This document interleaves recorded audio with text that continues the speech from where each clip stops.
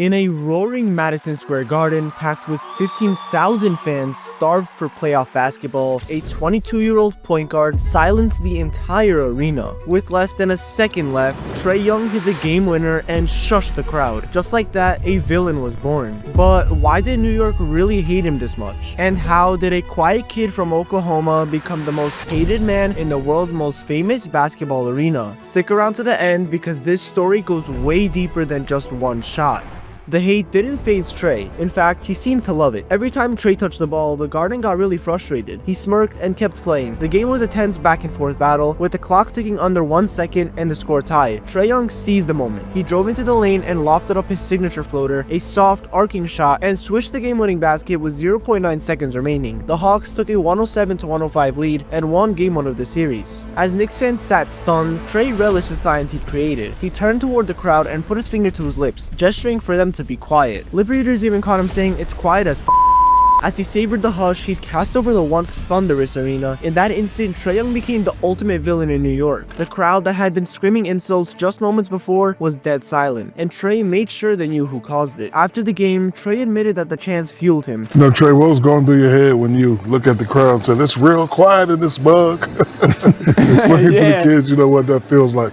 Good question, Shaq. I think it was, you've been in the biggest stages. When you're in the zone and everybody's chanting F you. I don't know if any of y'all had that, but I've had it a couple times. I had it in college and I had it again tonight. So, it got real quiet at the end. And for me, I wanted to hear those F you chants again. He had fed off the negativity and turned it into motivation. By silencing Madison Square Garden, Trae Young had announced himself as New York's new nemesis. That night was just the beginning. Trae's heroics 32 points and 10 assists in his playoff debut instantly made him the talk of the town. Knicks fans had a new enemy and he even embraced the role. The stage was set for a dramatic rivalry between a young superstar and one of basketball's most passionate cities. But how did a polite kid from Oklahoma become the villain of Madison Square Garden? To answer that, we need to rewind and see how Trae Young's journey led to this moment. Rayford Trae Young was born on September 19, 1998 in Lubbock, Texas. He grew up in Norman, Oklahoma, a place about as different from New York City as you can imagine. From a young age, Trae was immersed in basketball. His father, Rayford Young, had played college basketball at Texas Tech, and he passed his love of the game on to Trae. Little Trae spent countless hours watching his dad and grandfather play, soaking up their passion for hoops. Despite his dad's background, Trae wasn't physically imposing. He often was the smallest player on the court, and growing up, he was used to being underestimated because of his size. And Trae's father said that his son never walked into a gym and people were like, "Oh, I want him on my team." But Trae learned to turn doubt into determination. He had to prove himself everywhere he went, and that fueled an intense work ethic and fearless attitude. In high school at Norman North High School in Oklahoma, Trae quickly made a name for himself. He idolized NBA superstar LeBron James, dreaming of one day making it big like his hero. As a senior, he averaged an eye-popping 42 points per game. He led his high school to trophies and became one of the top recruits in the country. Even though big college programs came calling, Trae stayed loyal to his roots. He chose to play for the University of Oklahoma. In his college season, Trae Young lit the college basketball world on fire. He led the entire nation in both scoring and assists, which is almost unheard of. No player had captured the NCAA in that way in recent memory. Night after night, the freshman point guard dropped 30 to 40 point games and dished out 10 plus assists. Suddenly, everyone was comparing him to superstar shooters like Stephen Curry for his long-range shooting and clever passing. Trae's unbelievable college run proved he was the best college player in America that year, and after just one season, he decided to take the leap to the NBA. It was time to test himself on the biggest stage. The 2018 NBA draft was a night for Trae Young. He was selected the 5th overall pick by the Dallas Mavericks, but only moments later, a blockbuster trade altered its course. Dallas had also picked a European sensation, Luka Doncic, at number 3. In a rare swap of top prospects, Dallas and Atlanta traded the two players for each other. Trae Young was traded to the Atlanta Hawks along with a future draft pick in exchange for Luka Doncic. The deal forever linked Trae and Luka, and many analysts questioned if Atlanta made the right choice. Trae arrived in Atlanta with something to prove, not only to justify the trade, but to show that his small build and daring play style could succeed against the world's best. In his rookie season for the Hawks, he quickly showed that his college hype was not a fluke. He averaged 19 points and 8 assists per game as a rookie, earning NBA All-Rookie honors, and finishing as a runner-up for Rookie of the Year. He dazzled fans with his limitless shooting range and pinpoint alley-oop passes. Some nights he'd pull up from the logo and sink a shot, leaving crowds gasping, and other nights he'd thread a no-look pass between defenders for a teammate's dunk. It was clear Atlanta had a new franchise star. In his second season, Trae's numbers exploded. He jumped to nearly 30 points and 9 assists per game, making his first NBA All-Star team at just 21 years old. He was already one of the league's most electrifying scorers and playmakers, but however, despite Trae's personal success, the Hawks struggled to win games in those early years. Critics wondered, could Trae's flashy style translate to team victories? Trae answered those doubts in his third season. The 2020-21 season started rocky for Atlanta, but a mid-season coaching change sparked a turnaround. The Hawks caught fire late in the year and earned number 5 seed in the Eastern Conference playoffs. That set up a first-round matchup with the number 4 seed New York Knicks. The Knicks had been one of the NBA's surprise success stories, led by Julius Randle and roaring fan support. New York hadn't been to the playoffs in years, and the city was desperate for postseason glory, but only a few realized that this series would become the stage for Trae Young's villain origin story. The 2021 Eastern Conference first round between the Hawks and Knicks became the stuff of legend, largely because of Trae Young's heroics and playstyle. Right from Game 1 at Madison Square Garden, the battle lines were drawn. New York fans packed the Garden to capacity, and as mentioned, they zeroed in on Trae, seeing him as the enemy. The unprintable chants rained down, F Trae Young, F Trae Young, echoed through the entire arena. It's a 9-0 New York run to lead by 9.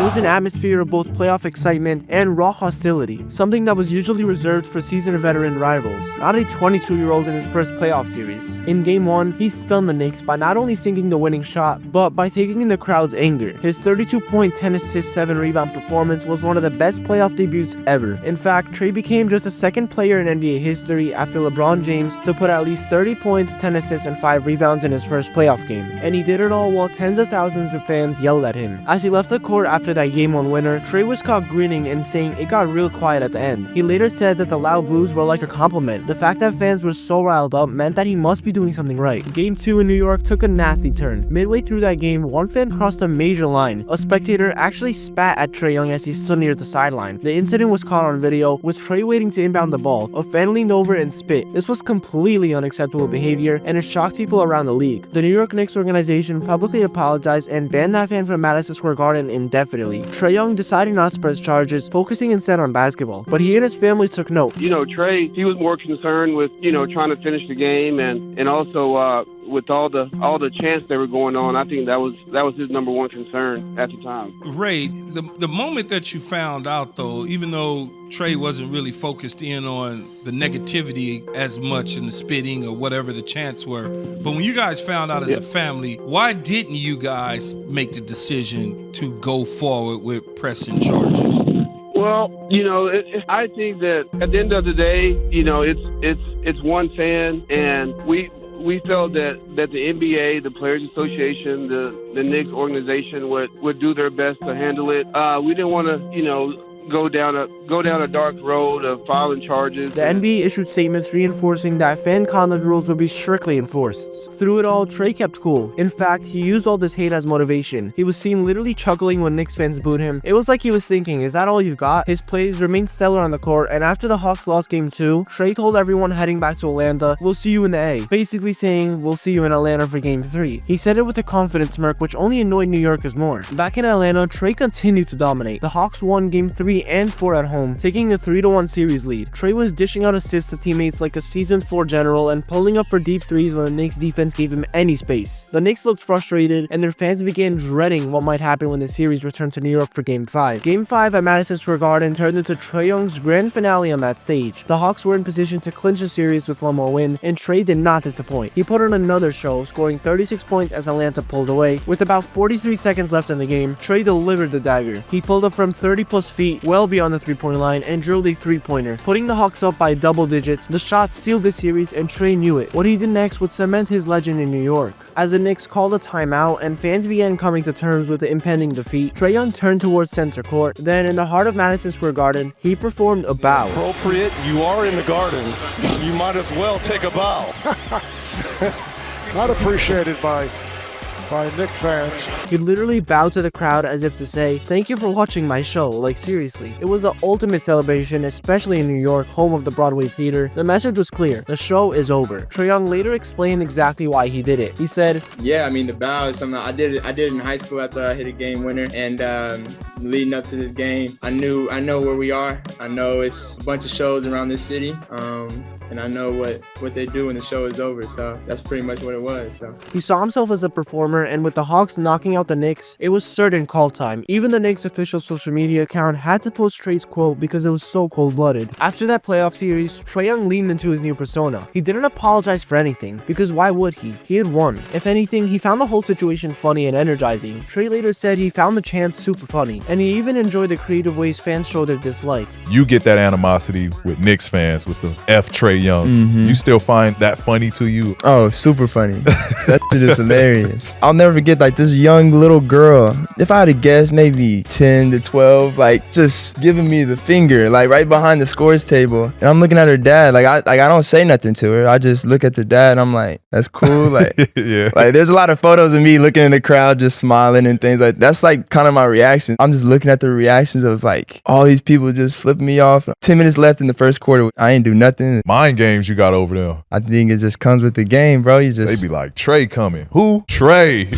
It's not often a player enjoys being heckled, but Trae is built differently. He sees it as a sign of respect in a twisted way. If opposing fans hate you this much, it means you've done your job well. But as we all know, rivalries don't end with one playoff series, and Trae vs New York is no exception. In the seasons following that 2021 showdown, every single Hawks-Knicks meeting and every Trae Young trip to Madison Square Garden became must-see drama. The ticket prices for those games quickly went up, and Knicks fans certainly did not forget, and Trae, well, he didn't forget either. The very next season, the NBA scheduled a Hawks-Knicks game on Christmas Day 2021 at Madison Square Garden. Knicks fans were eager for revenge, at least in terms of giving Trae a cold welcome. However, fate intervened. Trae Young was unable to play in that Christmas game due to health protocols, but the absence of Trae didn't stop the Garden crowd. As the Knicks started to pull away and win the game, the fans broke out their favorite chant again. F Trae Young, F Trae Young. Opportunities for his teammates. I was wondering when these chants would happen. Christmas and Trae Young not being here certainly wasn't going to stop them. Even though Trae was nowhere in the building, the Knicks won that day, but the fans seemed to care just as much as cursing out Trae as celebrating their team. Trae, watching from afar, noticed this. After the game, he tweeted in response, "They only say it at the end now? Smart." In other words, Trae joked that the fans waited until the game was decided before chanting against him, implying they didn't dare to do it earlier when the outcome was in doubt. By March 2022, Trae finally got to make his return to Madison Square Garden in person. This was a regular season game, not the playoffs, but the atmosphere felt like it, simply because of the characters involved. As Trae took the court, the boos rained down just as expected. But notably, before tip-off, Spike Lee, who was a Knicks superfan if you didn't know, gave Trae Young a hug, and perhaps even Spike had a respect for the show Trae put on last time. Once the ball was tipped, the crowd switched to hostility. Every possession was just boos, and every time Trae walked to the scorer's table to check in, there was more boos. New York wanted him to know that he was not welcome. But Trae responded in the best way possible by dropping a 45-point masterpiece in that game. He picked up right where he left off. He had 7 3-pointers, sliced through defenders for layups, and dished out 8 assists. After carrying the Hawks to the 117-111 victory, Trae didn't waste the opportunity to tweak Knicks fans again. I don't know. I mean, it's a lot of bright lights in here, a lot of talking going on. It's fun. It's a fun atmosphere to play in. I mean, but any night you're able to play basketball is fun, so I try to enjoy it. And Trae Young's clashes with New York have already become part of the NBA. In just a few short years, he ascended from up-and-coming prospect to a name that makes Knicks fans see red villain in him. At just 26 years old, Trae Young's story against New York is likely far from over. Knicks fans, as Trae's dad warned, might have to deal with him for another decade or more. Each new meeting is an event circled on the calendar, and will the Knicks get revenge or will Trae put on another show? In the end, Trae himself perhaps put it best, embracing the almost theatrical nature of it all. After that series-clinching bow, with ice in his veins and a grin on his face, he said, "I know where we are, and I know what they do when the show is over." The show may be over for that night, but the story of Trae Young vs New York is far from its final act. And so the unlikely tale of Trae Young, the kid from Oklahoma who became the villain of Madison Square Garden, continues to captivate basketball fans. It's a reminder that in the NBA, stars are born on the biggest stages, and sometimes those stars shine by playing the villain. Love him or hate him, everyone now knows Trae Young's name, and every great story needs a villain, and for New York basketball, Trae is happy to play that part and play to perfection. So if you guys enjoyed the video, don't forget to drop a like and subscribe please, as it means a lot. YouTube thinks you're gonna like the video that's gonna pop up, so click on it. Thank you for watching and have a great rest of your day.